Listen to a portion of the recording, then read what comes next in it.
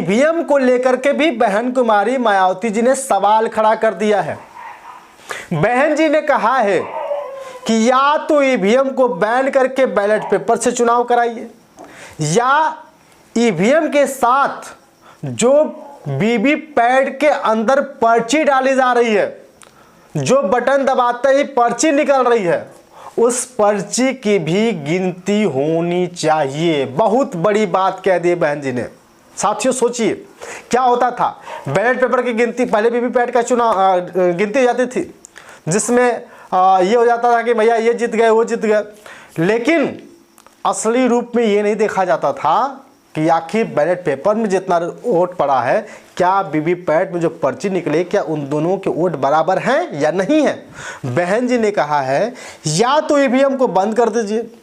या तो ईवीएम को बैन कर दीजिए, या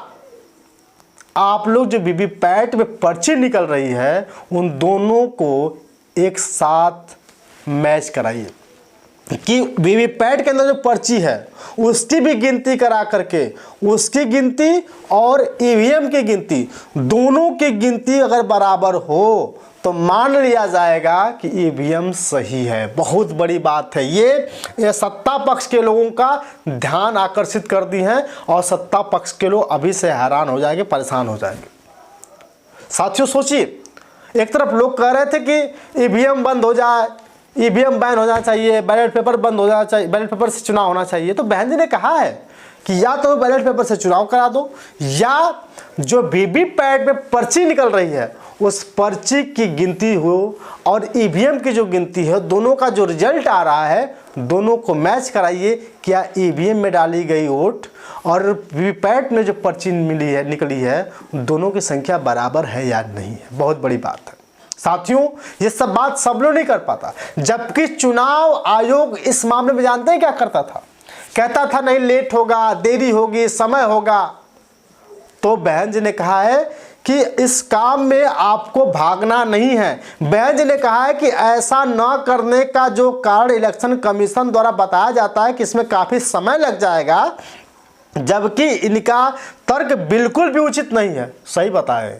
बहन जी ने कहा है कि समय नहीं लगेगा,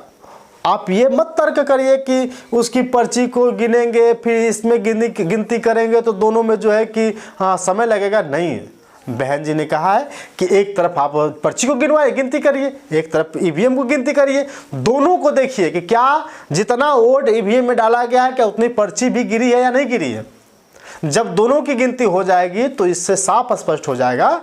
कि इलेक्शन कमीशन गलत नहीं है, ईवीएम गलत नहीं है, क्योंकि अक्सर चुनाव मामले में कहीं ना कहीं सूझबूझ देखते हुए बात बढ़ जाती है। साथियों बहुत बड़ी बहन जी ने बात कही है, क्योंकि पहले ईवीएम से चुनाव होता था, बैलेट वीवीपैट का जो नहीं लगता था, जो पर्ची नहीं दिखती थी, अब जो है कि पर्ची भी गिर रही है। इसलिए बहन जी ने कहा कि दोनों की गिनती बराबर होनी चाहिए, एक समय पर होनी चाहिए। अगर ऐसा नहीं होता है तो आम जनता का विश्वास नहीं बढ़ेगा। साथियों बहुजन समाज पार्टी की मुखिया ने एसआईआर का एक तरफ समर्थन कर दिया, दूसरी तरफ कहा कि प्रत्याशी अगर गलत हो तो पूरा दोष पार्टी पर नहीं होनी चाहिए। तीसरा जो कहा है उन्होंने कि जो ईवीएम है या तो ईवीएम को बैन कर दो, बैलेट पेपर से चुनाव करा दो, या ईवीएम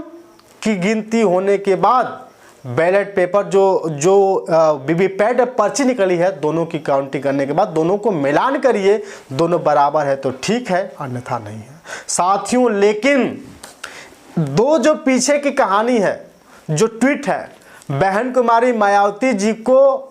लोग दोषी नहीं बना रहा है, लेकिन सबसे बड़ा दोषी बहन जी को यही बनाया जा रहा है कि एसआईआर के लिए एक तरफ पूरा देश का विपक्ष विरोध कर रहा है, बहन जी ने क्यों विरोध नहीं किया है।